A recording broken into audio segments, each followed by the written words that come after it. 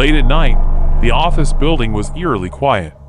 Only the hum of fluorescent lights and the occasional creak of the old infrastructure filled the void. A lone worker, finishing up after everyone else had left, hurried to the elevator. The day had been long, and the thought of descending 40 floors to the underground parking lot was a welcome relief. As the elevator doors slid open, an unexpected chill swept through the air.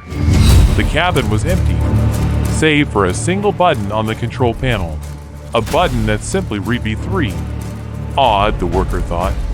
The building didn't have a B3, only 2 basement levels.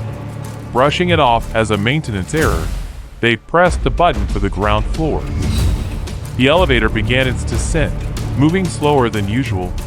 The hum of the machinery seemed louder, almost like a groan, and then, suddenly, it stopped. The lights flickered, plunging the cabin into intermittent darkness. The panel lit up, but the B3 button was now glowing faintly red. Before the worker could process what was happening, the elevator jolted violently and began descending rapidly, far below any known floor. When the doors finally opened, the scene was unrecognizable. It wasn't the parking lot but a long, dimly lit corridor stretching endlessly.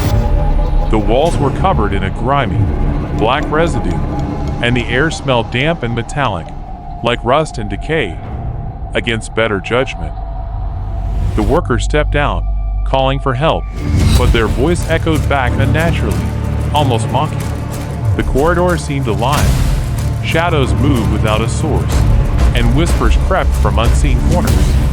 At the end of the hall, a faint light glowed. Drawn to it, the worker approached cautiously, discovering an ancient, rusted mirror leaning against the wall.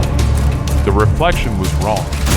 It wasn't just the worker's face, it was their face distorted, with hollow eyes and a grotesque grin.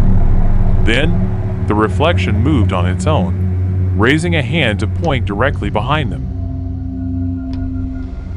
Heart pounding, the workers spun around, only to find the corridor empty.